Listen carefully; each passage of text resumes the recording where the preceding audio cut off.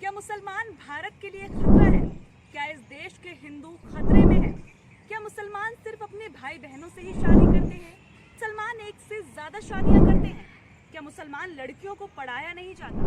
ये ऐसे तमाम सवाल हैं जो आप सबके दिमाग में घूम रहे होंगे। हमने भी ये सवाल अपने आसपास सुने और इनका जवाब ढूंढने के लिए मुझे लगा क्यों ना कुछ ऐसी रिसर्च की जाए जिसके बाद इन सवालों के जो जवाब है मैं आपको बेहतर तरीके से दे पाऊँ। नमस्कार, सत श्री अकाल, आदाब। मेरा नाम है आफरीन खान। तो चलिए, ये कुछ सवाल हैं जो आपके इर्द गिर्द आपने हमेशा सुने होंगे।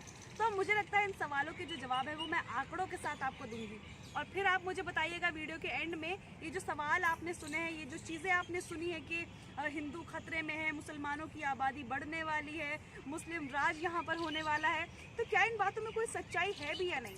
तो चलिए, इसको लेकर आंकड़े क्या कहते हैं वो आपको बताते हैं।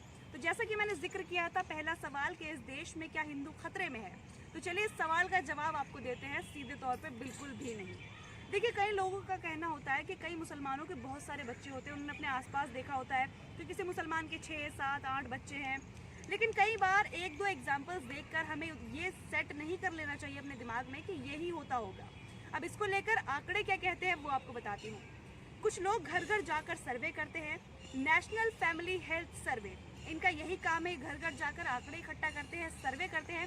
और अब इस क्वेश्चन को लेकर सर्वे क्या कहता है वो आपको बताते हैं। 2019 से लेकर 21 के सर्वे की बात करूं तो फर्टिलिटी रेट में भारी गिरावट दर्ज की गई है। फिर चाहे बात हो हिंदुओं की, चाहे बात हो मुस्लिम्स की। हिंदुओं की फर्टिलिटी रेट की मैं बात करूं तो वो है 1.9% की, और वहीं बात की जाए मुसलमानों की फर्टिलिटी रेट यानी कि प्रजनन दर की तो वो है 2.3%। देखिए, अभी देखा जाए तो मुसलमानों की जो फर्टिलिटी रेट है वो 0.4% से आगे है, लेकिन जिस हिसाब से दोनों में गिरावट देखने को मिली है, क्योंकि एक अच्छा लाइफस्टाइल चाहिए आजकल, अपने बच्चों को अच्छी एजुकेशन देना चाहते हैं लोग, इस वजह से कम बच्चों की चाहत आजकल लोगों में देखने को मिल रही है। तो अभी ये जो अंतर है, यानी कि अभी जो मुस्लिम्स ज़्यादा हैं 0.4%, 20 सालों तक अगर सेम चलता रहा तो ये जो अंतर है वो भी बहुत जल्दी खत्म हो जाएगा।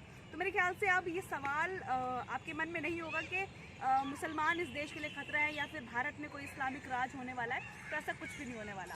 अब बात करते हैं दूसरे सवाल की। तो दूसरा सबसे ज़्यादा पूछने वाला जो सवाल होता है, जो मुसलमानों को लेकर आप लोगों के मन में डाला जाता है कि वो हमेशा अपने परिवार में ही शादी करते हैं। इसको लेकर तो आपने कई मीम्स भी सुने होंगे कि मुसलमान पहले भैया, फिर सैया, पहले भाईजान, फिर जान, कुछ ऐसे मीम्स आपने ज़रूर सुने होंगे, मैंने भी बहुत सारे सुने। इसे देखने के बाद मुझे लगता था वाकई में भाई बहनों में शादी होती है क्या हमारे यहाँ। कई बार होती भी है कज़न से, ऐसा नहीं कहूँगी कि मैंने देखी ही नहीं है, कुछ शादियाँ देखी लेकिन मैंने बहुत कम देखी थी। लेकिन इसको लेकर आंकड़ा क्या कहता है वो जानना बेहद ज़रूरी हो जाता है। तो चलिए आंकड़े के हिसाब से जान लेते हैं कि आंकड़ा क्या कहता है। तो नेशनल फैमिली हेल्थ सर्वे का आंकड़ा ये कहता है कि 100 में से महज 15.8% मुसलमान ही अपने ब्लड रिलेशन में शादी करते हैं, यानी कि 100 में से लगभग 16%। तो आप अंदाज़ा लगा सकते हो ये रेशियो कितनी है। और अब आपको जो बात बताने जा रही हूँ वो शायद आपको और ज़्यादा हैरान करेगी। अब अगर मैं बात करूँ हिंदुओं की, तो ऐसी कई कम्युनिटीज़ हैं जो अपने ब्लड रिलेशन में शादी करने को महत्व देती हैं। आपको बता दूं कि 100 में से अगर मैं बात करूं हिंदुओं की तो 10.1% ऐसी हिंदू आबादी है जो कि अपने ब्लड रिलेशन में ही शादी करती है। हालांकि उत्तर भारत में ऐसा नहीं होता है, लेकिन दक्षिण भारत में कई ऐसी कम्युनिटीज़ हैं जो कि अपने ब्लड रिलेशन में शादी करने को ही प्राथमिकता देती हैं।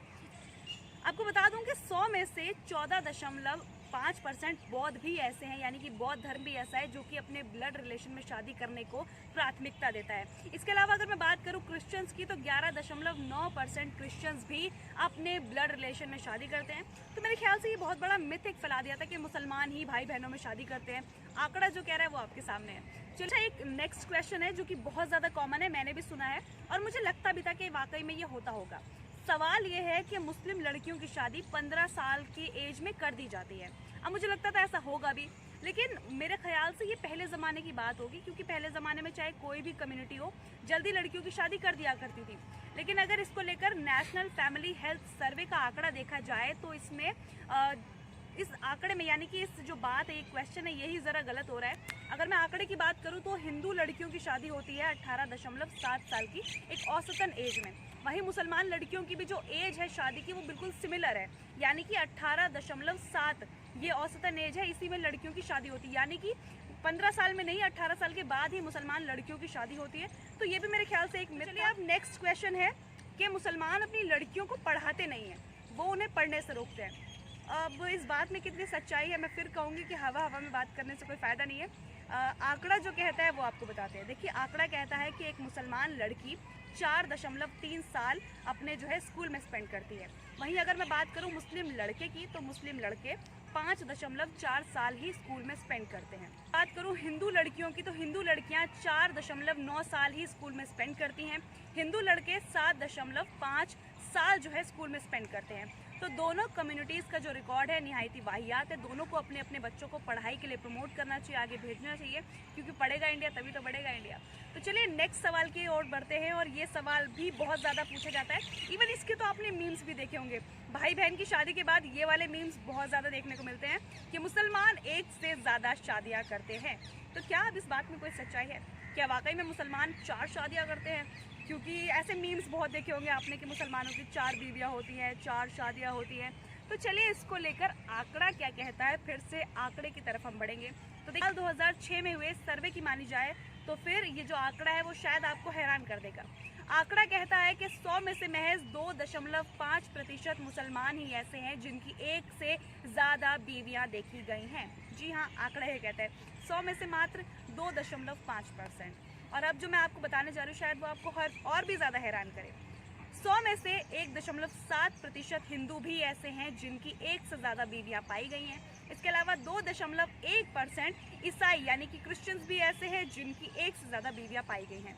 तो ये जो 5 मिथ बहुत ज़्यादा फैलाए जाते हैं मुसलमानों के बारे में, आपके आसपास बहुत ज़्यादा बोले जाते हैं, उनके मैंने नेशनल फैमिली हेल्थ सर्वे के अकॉर्डिंग आंसर्स देने की कोशिश की है। तो आप मुझे बताइएगा ये वीडियो देखने के बाद आपके दिमाग में कौन सा ऐसा मिथ था जो आपको लगता था कि हाँ मुसलमान ऐसे होते हैं, उनकी शादियाँ होती है, या फिर भाई बहन वाला, या जो भी आपके दिमाग में था आप मुझे कमेंट करके ज़रूर बताइएगा। होपफुली आपको ये जानकारी पसंद आई होगी। पसंद आए तो आप इसे शेयर करिए ज़्यादा से ज़्यादा, वीडियो को लाइक करिए और चैनल को सब्सक्राइब करिए।